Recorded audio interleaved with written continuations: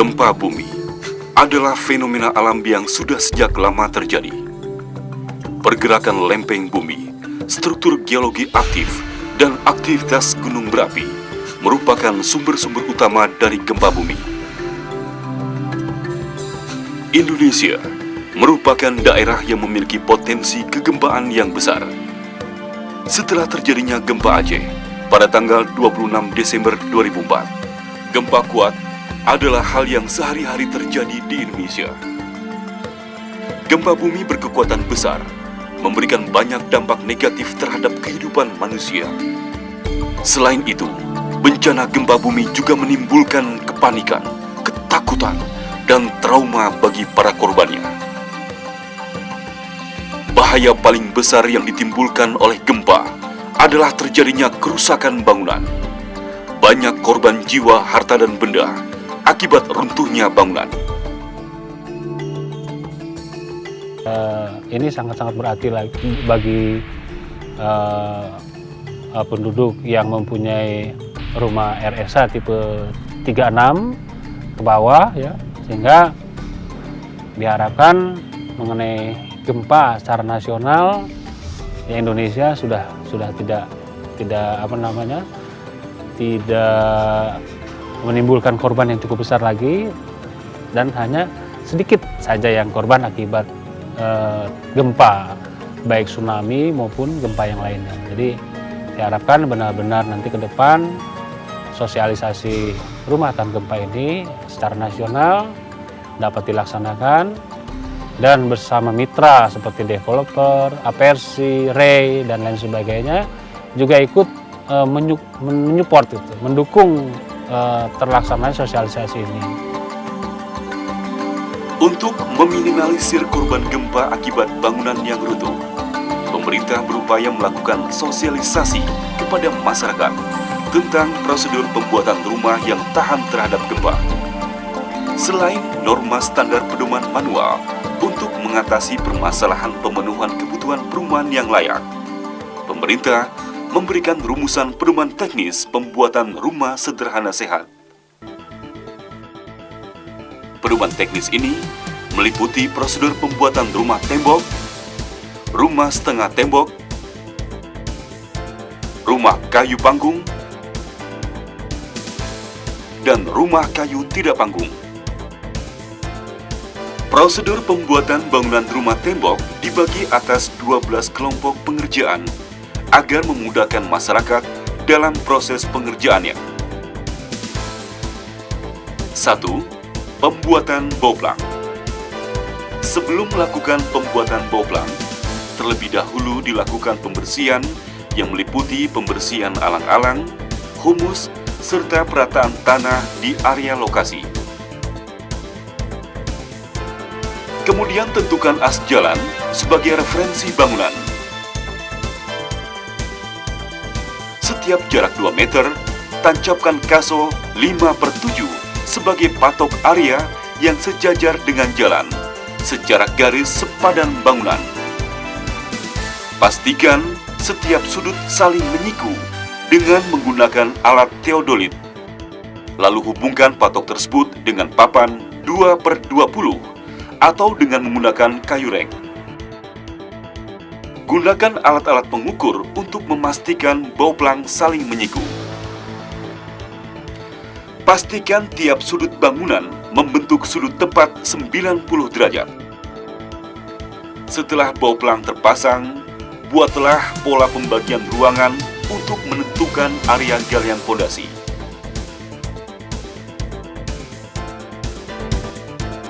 Dua, penggalian fondasi.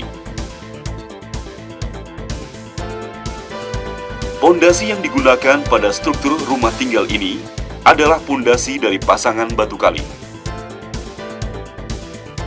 Lakukan penggalian sesuai dengan pembagian ruangan. Galilah fondasi sampai ke lapisan tanah yang cukup kuat. Ukuran dimensi penampang bawah fondasi adalah 70 cm dan dimensi penampang atas 20 cm serta tinggi fondasi 60 cm.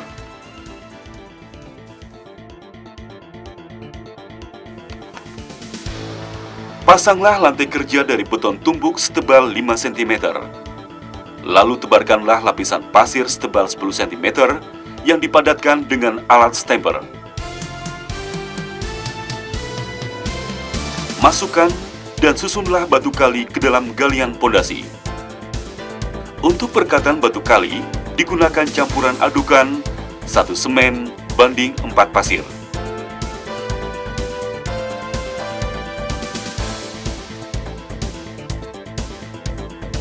Rekatkan dengan menggunakan campuran adukan tersebut hingga mencapai ketinggian 60 cm. Setiap jarak 1 meter, tanamkanlah angkur diameter 12 mm ke dalam pondasi sedalam kurang lebih 48 cm. Berikut ini gambar pondasi yang telah tertanam angkur. Dari beberapa bangunan yang rubuh akibat gempa, banyak pengerjaan pondasi bangunannya tidak sesuai dengan pedoman standar ini. 3. Pembuatan sluf dan rangka kolom. Pada saat pembuatan besi sluf, digunakan besi tulangan dengan diameter 12 mm dan sengkang menggunakan besi diameter 8 mm. Jarak antara sengkangnya adalah 20 cm. Begitu juga dengan perangkaian besi kolom. Digunakan besi untuk tulangan berdiameter 12 mm dan sengkang dengan diameter 8 mm. Sementara jarak antara sengkangnya adalah 15 cm. Untuk penekukan besi sengkang, pastikan penekukan hingga mencapai sudut 45 derajat agar pada saat terkena beban gempa, sengkang tidak terlepas dari tulangan utama, sehingga menjamin beton kolom tidak hancur. Kerusakan bangunan pada rangka kolom banyak terjadi karena dimensi tulangan yang tidak sesuai dan pelaksanaan pekerjaan yang tidak memenuhi standar. Setelah perangkaian besi sluf dan kolom selesai, lakukan penyetelan besi sluf dan kolom di atas pondasi.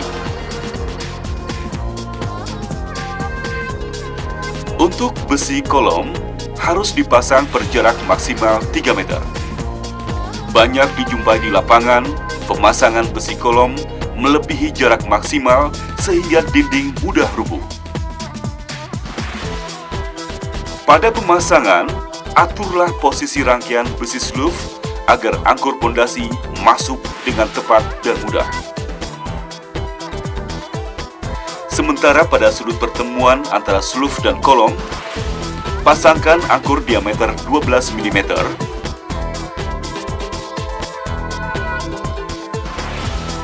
Lalu ikatkan angkur-angkur tersebut dengan menggunakan kawat bendrat. Untuk pengecoran sluf, mutu beton yang disyaratkan adalah mutu beton K125 atau dengan campuran nominal 1 semen banding 2 pasir banding 3 kerikil dengan menggunakan perbandingan berat. Rasio air semen yang pas adalah 0,5 hingga 0,58.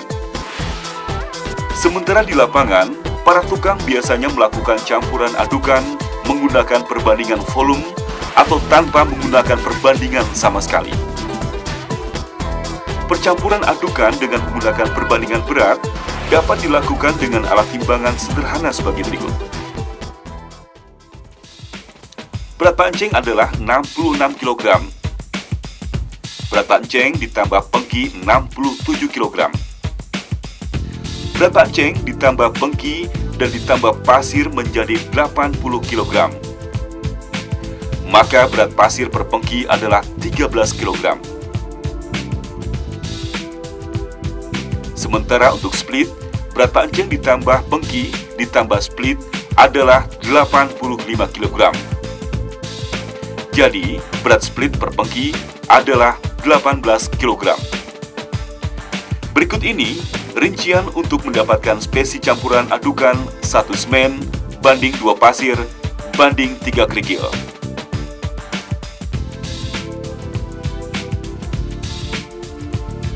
Sebelum melakukan pencampuran adukan, terlebih dahulu bersihkan material kerikil dari kotoran tanah yang menempel. Molen yang akan digunakan juga perlu dibersihkan dari sisa material yang telah diaduk sebelumnya. Setelah semua bersih, masukkan pasir dan kerikil secara bersamaan ke dalam molen. Tambahkan air sedikit demi sedikit dan biarkan proses pengadukan berlangsung selama 30 detik. Kemudian masukkan semen dan tambahkan air. Pastikan posisi molen dalam keadaan miring 45 derajat agar adukan campuran merata, lalu biarkan proses pengadukan berlangsung selama kurang lebih 3 menit.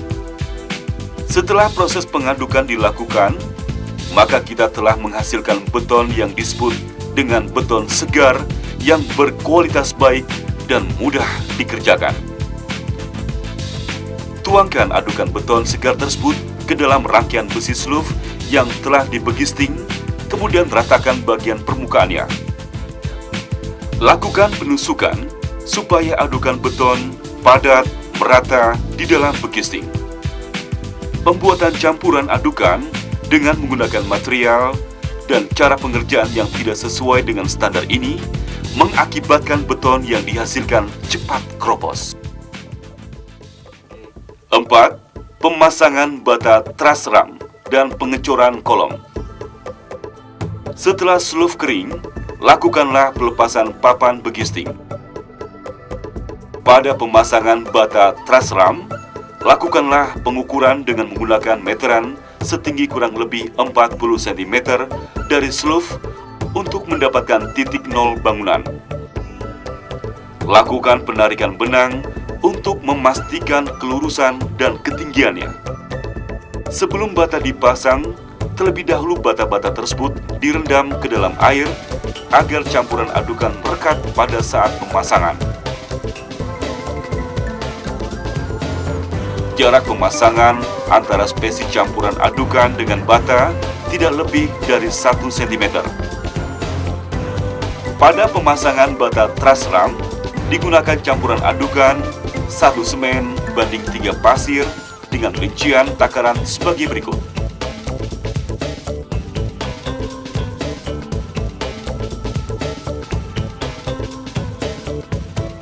Jika pasangan bata telah kering, kita bisa melakukan pemlesteran dengan campuran adukan 1 semen banding 3 pasir. Lalu, lakukan pemasangan pipa-pipa saluran pembuangan sesuai dengan denah bangunan. Timbunlah dengan tanah urukan dan padatkan menggunakan alat stamper bertebal 20 cm hingga mencapai ketinggian sluf. 5. Pemasangan dinding bata, pengecoran kolom, dan pemasangan kusen pintu dan jendela. Pada pemasangan dinding bata, siapkan bata merah di dekat area pemasangan untuk mempermudah pengerjaan. Lakukan pemasangan bata setahap demi setahap. Pastikan antara pasangan bata dengan kolom telah dipasang angkur dari besi beton berdiameter 8 mm dan dipasang sepanjang 60 cm atau setiap 6 lapis pasangan bata. Lakukan pengecoran kolom. Setiap bata naik kurang lebih 100 cm. Sementara bata dipasang, siapkan kusen-kusen pintu dan jendela. Untuk pembuatan kusen, digunakan mutu kayu kelas 2 dan kayu yang digunakan harus tua dan kering. Tanamkan angkur dari paku 12 pada kusen dan ditanam setiap jarak 60 cm. Pada ujung bawah kusen pintu harus diberi sepatu dari paku 12 atau besi diameter 8 mm. Pada saat pemasangan kusen, siapkan kayu kaso atau reng untuk menunjang kusen agar berdiri tegak. Gunakan alat lot dan waterpass untuk memastikan kelurusan antara pasangan kusen dan pasangan dinding bata. Pastikan angkur kusen telah masuk ke dalam besi kolom dan pasangan bata. Pada bagian atas kusen pintu dan jendela, dipasang bata dengan formasi miring. 6. Pemasangan besi ring balok.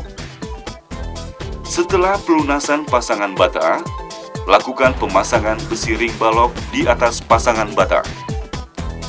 Untuk besi ring balok, digunakan besi tulangan berdiameter 12 mm dan besi sengkang dengan diameter 8 mm. Letakkan besi ring balok tepat di atas pasangan bata, kemudian lakukan penyetelan. Atur posisi rangkaian besi ring balok dan kolom agar semuanya masuk dan saling berkaitan. Pada ujung penyaluran besi kolom, lakukan penekukan besi tulangan kolom ke arah besi ring balok, lalu ikatkan menggunakan kawat bendrat. Pasang papan begisting untuk melakukan pengecoran. Sebelum melakukan pengecoran, lakukanlah penyiraman pada besi ring balok yang telah dibegisting. Campuran adukan yang digunakan untuk pengecoran ring balok sama dengan campuran adukan kolom dan suluf, yaitu campuran adukan 1 semen banding 2 pasir banding 3 kerikil. Lakukan pengecoran setahap demi setahap dan pastikan adukan campuran benar-benar padat merekat.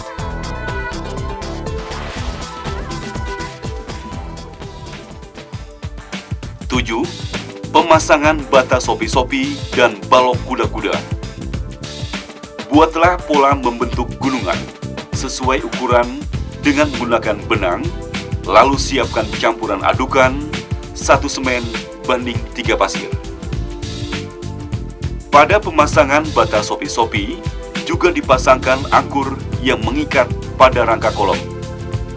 Lakukan pemasangan bata dan pengecoran kolom hingga membentuk pola gunungan. Setelah bata sopi-sopi telah terpasang, siapkan balok kuda-kuda. Balok kuda-kuda pada bangunan ini menggunakan besi dengan tulangan diameter 12 mm dan sengkang berdiameter 8 mm. Pasangkan balok kuda-kuda tepat di atas pasangan bata sopi-sopi. Kemudian, pasangkan begisting dan lakukan pengecoran.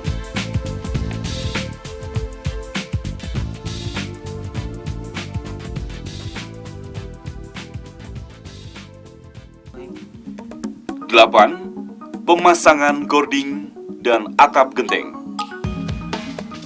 Untuk pemasangan gording, kayu-kayu yang akan digunakan terlebih dahulu direndam dengan menggunakan bahan pengawet. Lalu, buatlah pola sambungan pada balok gording 8/12 untuk mempermudah pemasangan. Lakukan perataan pada semua kayu yang akan digunakan. Pasanglah balok-balok gording 8/12 tepat di atas kuda-kuda. Lalu, pasangkan kayu usuk 5/7 secara vertikal tepat di atas kayu gording. Antara pasangan kayu usuk diberi kayu reng 3/2 untuk penempatan genteng. Siapkan genteng-genteng yang akan dipasang beserta wuwungannya, lalu pasangkan genteng secara bertahap. 9. Plester dinding dan pengacian. Untuk pengerjaan plester dinding, pasir yang akan digunakan untuk campuran adukan harus disaring terlebih dahulu, lalu buatlah pola dengan menggunakan benang untuk mengukur ketebalan pemlesteran. Lakukan penyiraman pada dinding bata supaya adukan campuran merekat pada saat pemlesteran.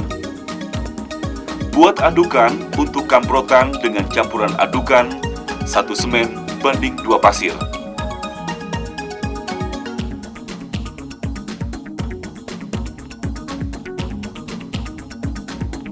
Buatlah kepalaan plesteran dengan ketebalan 15 sampai dengan 20 mm setiap jarak maksimal 2 meter. Lakukan kamprotan pada bidang yang telah disiram dengan ketebalan 15 sampai dengan 20 mm. Setelah kamprotan kering, lakukan penyiraman selama 3 hari, pagi, siang, dan sore. Buatlah campuran adukan 1 semen banding 3 pasir dengan rincian sebagai berikut.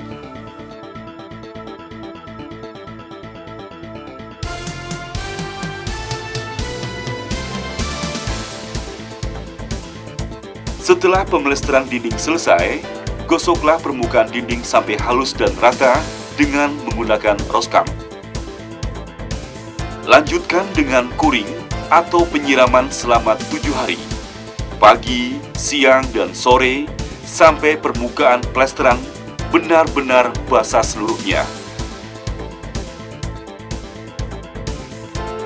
Proses ini memberi kesempatan pada beton dinding untuk menyusut. Jika hal ini tidak dilakukan, maka akan terjadi keretakan pada tembok plesteran. Setelah plesteran dinding selesai, buatlah acian dengan menggunakan air dan semen. Bersihkan alat-alat yang akan digunakan untuk pengacian. Lalu, siapkan ember dan masukkan air kurang lebih sepertiga dari ketinggian ember. Masukkan semen sedikit demi sedikit hingga mencapai ketinggian air. Lakukan penyiraman pada dinding plesteran sebelum melakukan pengacian. Lakukan pengacian setahap demi setahap dan haluskan permukaan acian dengan menggunakan kertas semen. 10. Pemasangan plafon. Kayu untuk rangka plafon digunakan kayu kaso kelas 2 dengan ukuran 5/10 cm dan 5/7 cm dengan terlebih dahulu dilakukan perataan pada permukaan bawahnya. Kayu kaso 5/10 digunakan untuk balok utama, sementara kayu kaso 5/7 untuk balok antara. Jarak antara balok utama dan balok antara harus dibuat sedemikian rupa hingga membentuk kotak, atau setidak-tidaknya harus seminimal mungkin menimbulkan limbah dari bahan penutup langit-langit. Bahan yang digunakan untuk penutup langit-langit adalah menggunakan bahan kayu triplek dengan tebal 5 mm. 11. Pemasangan keramik dan nut. Pada pemasangan keramik, terlebih dahulu lakukanlah penyortiran untuk menghasilkan keseragaman ukuran, presisi, dan warna pada keramik. Lalu, lakukan perendaman keramik ke dalam bak air selama kurang lebih 1 jam. Buatlah pola dengan menggunakan benang searah vertikal dan horizontal untuk pemasangan keramik kepalaan.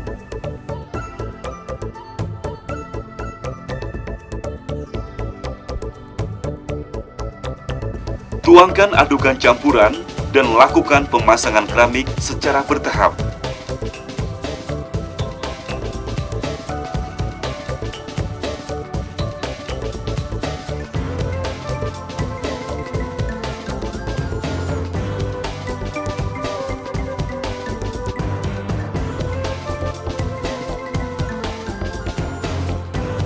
Ketuklah permukaan keramik dengan palu karet untuk meratakan permukaan keramik, lalu ceklah kerataan keramik dengan water pass. Dan bersihkan permukaan pasangan keramik dengan kain sampai bersih. Buatlah dilatasi untuk menghindari menggelembungnya pasangan keramik.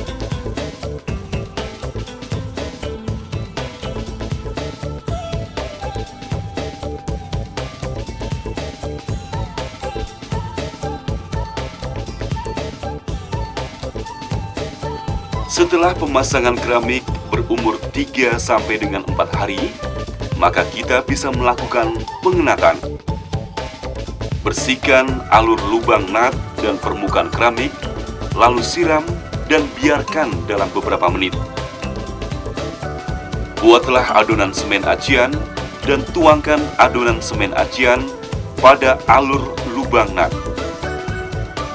Tekan adonan acian pada posisi di atas alur nut supaya padat merekat ke dalam celah nut.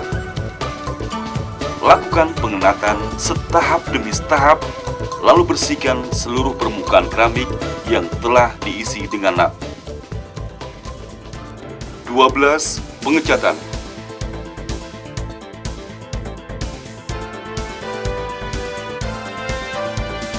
Jika tembok acian telah kering dan terasa dingin, barulah bisa dilakukan pengecatan dasar. Lalu tutup bagian tembok yang retak-retak dengan menggunakan pelamir dan biarkan selama 2-3 hari. Lakukan pengamplasan agar permukaan tembok rata. Pengecatan dilakukan kurang lebih 3 kali pengulangan. Lakukan setahap demi setahap agar warna yang dihasilkan rata.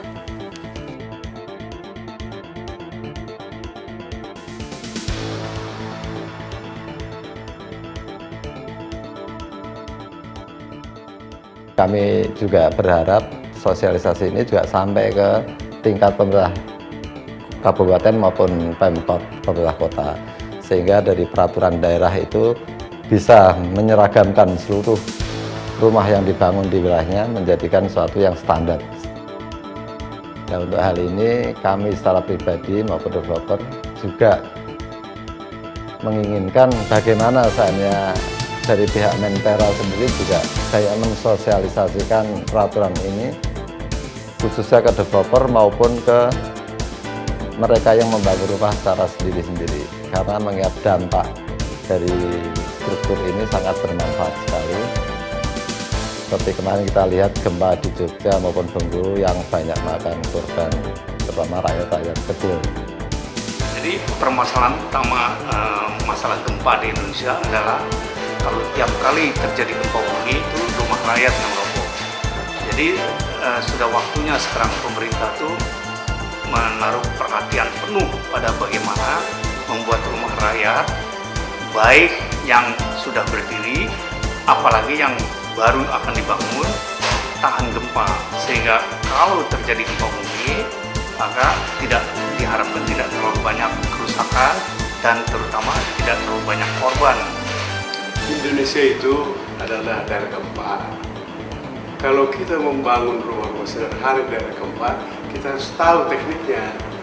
Nah, pertama, memang pendiri bangunan bau itu haruslah orang-orang tukang-tukang yang mengetahui.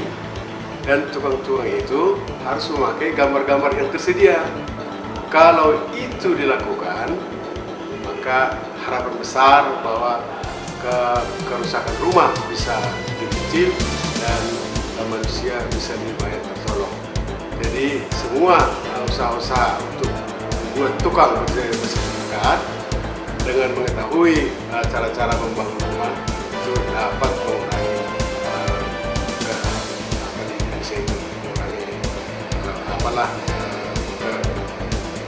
kehilangan orang, mengurangi kehilangan harta. Perlu itu. Jadi pendidikan skill daripada tukang-tukang sangat perlukan. Norma pedoman teknis ini diharapkan nantinya akan dilakukan oleh para pekerja yang mempunyai kompetensi dan kode etik untuk selalu membuat rumah yang memenuhi persyaratan teknis sesuai amanat Undang-Undang Nomor 28 Tahun 2002 tentang bangunan gedung dan Undang-Undang Nomor 18 Tahun 1999 tentang jasa konstruksi.